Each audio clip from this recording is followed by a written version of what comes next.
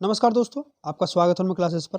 दोस्तों, आज हम करने जा रहे हैं वीडियो री एग्ज़ाम और जूनियर असिस्टेंट 2022 के लिए हिंदी का प्रैक्टिस सेट दोस्तों। किसका? हिंदी का प्रैक्टिस सेट दोस्तों। और हिंदी में अभी हम कौन सा क्वेश्चन करने वाले हैं? हम करने वाले हैं सम्मिलित अवर अधीनस्थ परीक्षा 2019 में जो फॉर्म पड़े थे, उसकी परीक्षा हुई थी 1/10 को, ठीक है।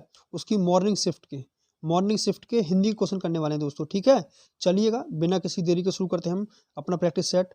दोस्तों, ये सभी क्वेश्चंस प्रीवियस ईयर क्वेश्चंस हैं और आप सभी प्रीवियस ईयर क्वेश्चंस की महत्वता को जानते होंगे। आप इनको नकार नहीं सकते। ये एज इट इज एग्जाम में रखे हुए क्वेश्चन मिलते हैं आपको दोस्तों, ठीक है। तो आपको इन्हें स्किप नहीं करना है, पूरा देखना है। अगर आपके पास समय की कमी है तो आप वीडियो को तेज करके देख लीजिएगा, लेकिन ये छोड़िए मत, क्योंकि छोटी सी वीडियो है। मैक्सिमम 10 या 12 मिनट की वीडियो रहेगी ये, और उसमें ही अगर आपको 1-2 क्वेश्चन देखने को मिल जाते हैं डाटा रखे हुए, तो इससे बेहतरीन बात आपको क्या ही हो सकती है इतने कम समय में, अगर आपको इतना लाभ मिल जाता है तो, ठीक है दोस्तों।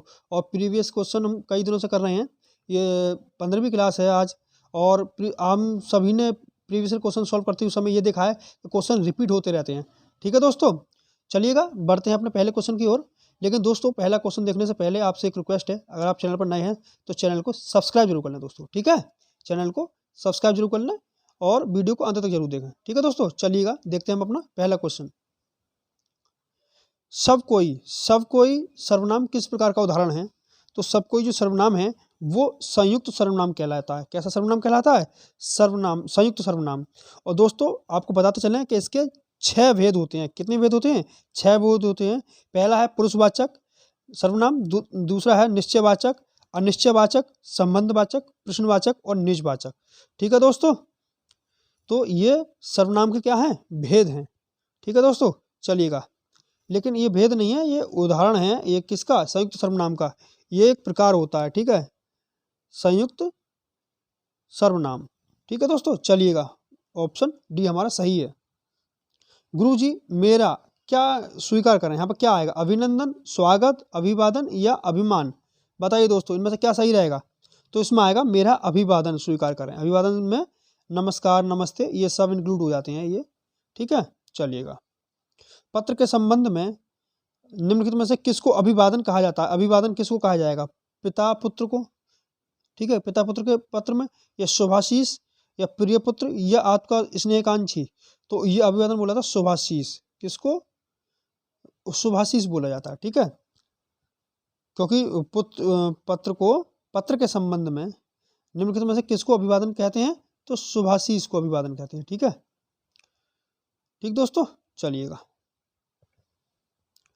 अगला क्वेश्चन है, फोर्थ क्वेश्चन। निम्नलिखित में से किसका प्रयोग अधिकतर भारतीय गजटों में प्रकाशित सरकारी नियम, आदेश आदि की सूचना के प्रसंग में होता है? तो किसका प्रयोग होता है दोस्तों? तो ये होता है अधिसूचना का, ठीक है, नोटिफिकेशन, ठीक। चलिएगा, अनुस्वार किसका कार्य करता है दोस्तों? तो अनुस्वार कार्य करता है पंचम वर्ण का। किसका? पंचम वर्ण का दोस्तों, ठीक है। कंफ्यूज मत होना, चंद्रबिंदु या विसर्ग, इनमें कंफ्यूज मत होना। चंद्रबिंदु अलग चीज है, अनुस्वार अलग चीज है, ठीक है। इसको लेकर कंफ्यूज नहीं होना है आपको। पंचम वर्ण का कार्य करता है, ठीक है दोस्तों। चलिएगा, जिन वर्णों के उच्चारण का में नाक हवा नाक से भी निकलती है, उन्हें क्या कहते हैं? निरानुनासिक स्वर, अनुनासिक स्वर, मौखिक स्वर या लुंठित स्वर? तो दोस्तों, इसे बोलते हैं अनुनासिक स्वर। कौन सा स्वर बोलते हैं? अनुनासिक स्वर। जैसे आ, ओ, ई, बिंदी लगी होती है ना, इस तरीके से आप समझिए, चंद्र बिंदी, ये आ, ओ, इस तरीके से, ठीक है। ई बनाई और ई में भी क्या लगा दिया? एक बिंदी लगा दी, इस तरीके से। तो ये क्या बन जाएंगे? अनुनासिक स्वर बन जाते हैं, ठीक है। और निरानुनासिक कौन से होंगे? जो बिना ई की मात्रा के, बिना पॉइंट के लगे हुए होते हैं, जैसे छोटा आ, बड़ा आ, इस तरीके से, ये है ना। तो इसमें कोई बिंदी नहीं है, तो इसे नाक से नहीं बोला जाएगा, ठीक है दोस्तों। अगला क्वेश्चन देख लेते हैं दोस्तों। अगला क्वेश्चन है हमारा, दुरस्तर का संधि विच्छेद क्या होगा? दुरस्तर का, तो दुरस्तर कैसी संधि, पहले तो आप ये बताइए। तो ये जो संधि है, ये विसर्ग संधि में आएगी, है, दु प्लस तर, दुरस्तर हो जाएगा, विसर्ग संधि है, ठीक है दोस्तों। विसर्ग संधि का उदाहरण है ये दुस्तर। क्वेश्चन नंबर 8 देख लीजिएगा। सतसई किस समास का उदाहरण है? सतसई, तो सतसई जो है, तो इसमें संख्या है, पहला शब्द क्या है? संख्या, 7। तो ये कौन सा हो जाएगा? द्विगु समास का उदाहरण हो जाएगा, ठीक है दोस्तों। चलिएगा, क्वेश्चन नंबर 9 देख लीजिएगा। आप भला तो जग भला में रेखांकित में शब्द में कौन सा सर्वनाम है? आप कौन सा सर्वनाम है? तो आप होता है निजवाचक। कौन सा होता है? निजवाचक। आप, अपने, ठीक है, इस तरीके से ये किस में आते हैं? निजवाचक के होते हैं। ठीक, चलिएगा। अर्चना अत्यंत सुंदर है वाक्य में कौन सा शब्द विशेषण है?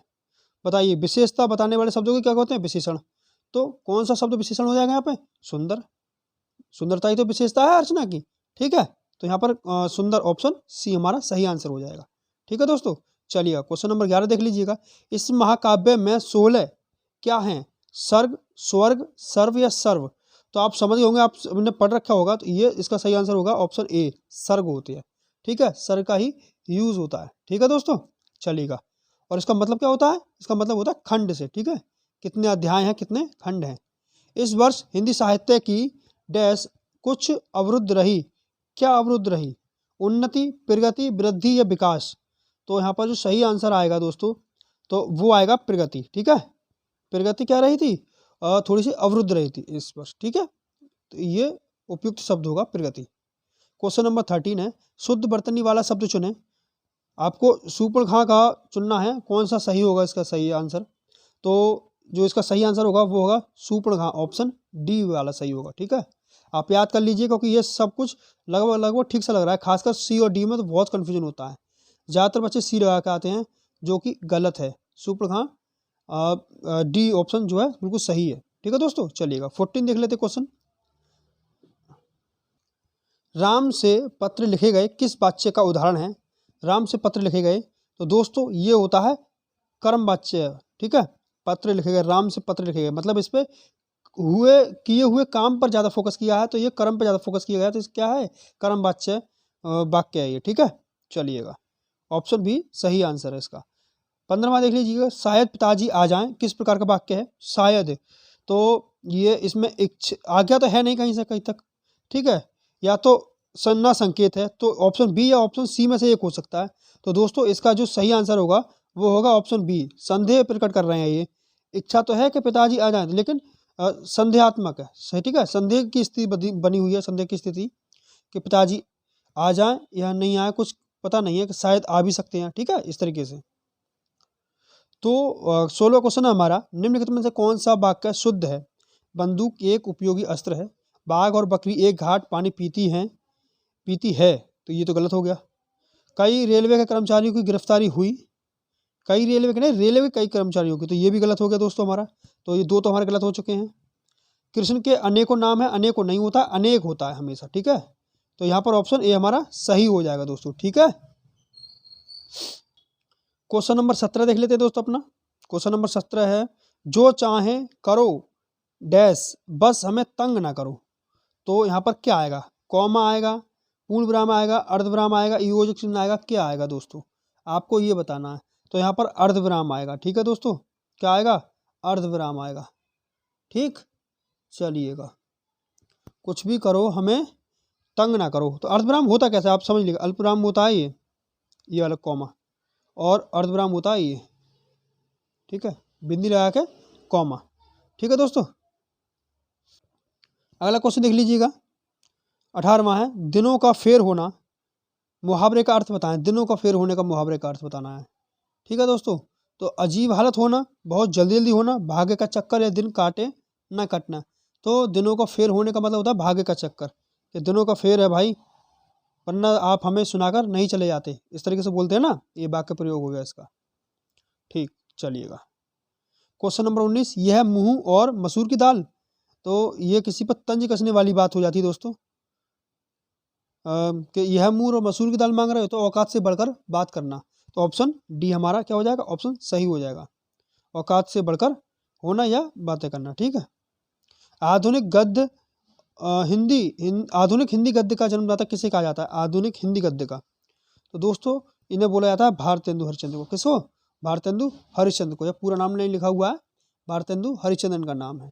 ठीक है दोस्तों, चलिएगा, तो अगला क्वेश्चन देख लेते हैं। अगला क्वेश्चन है, कामायनी के रचनाकार कौन थे? तो कामायनी के रचनाकार थे जयशंकर प्रसाद। कौन थे? जयशंकर प्रसाद दोस्तों। ठीक है, चलिएगा, क्वेश्चन नंबर 22 देख लेते हैं। भोर का तारा एकांकी के लेखक कौन है? भोर का तारा के, तो दोस्तों इसका जो सही उत्तर है वो है ऑप्शन डी, जगदीश चंद्र माथुर। जगदीश चंद्र माथुर क्या है, इसके लेखक हैं, भोर का तारक है। इनके एक दो कृति के नाम और सुन लीजिएगा, ये और एक ये है, एकांकी है, ये आपको पता ही है। और इनकी कुछ कृतियाँ और हैं वो आप सुन लीजिएगा। मेरे सपने, पहला राजा, शारदिया, ठीक है, आदि इनकी क्या है, प्रमुख रचनाएं हैं दोस्तों। ठीक है, चलिएगा दोस्तों, तो ये थे आज के हमारे 20+ क्वेश्चन। तो दोस्तों उम्मीद करते हैं आपको सेशन बहुत पसंद आया होगा। अगर आपको सेशन पसंद आया तो चैनल को सब्सक्राइब कर लें, अगर आप चैनल पर नए हैं तो। अगर आपने सब्सक्राइब कर रखा है चैनल, तो आप चैनल को वीडियो को लाइक कर दें। ठीक है, और वीडियो को अंत तक देखने के लिए आपका बहुत बहुत धन्यवाद दोस्तों। और मिलते हैं एक बहुत ही शानदार सेशन के साथ में जल्द ही। ठीक है, तब तक के लिए बाय, और अपना ध्यान रखिए और अपनी पढ़ाई करते रहिए। तब तक के लिए बाय।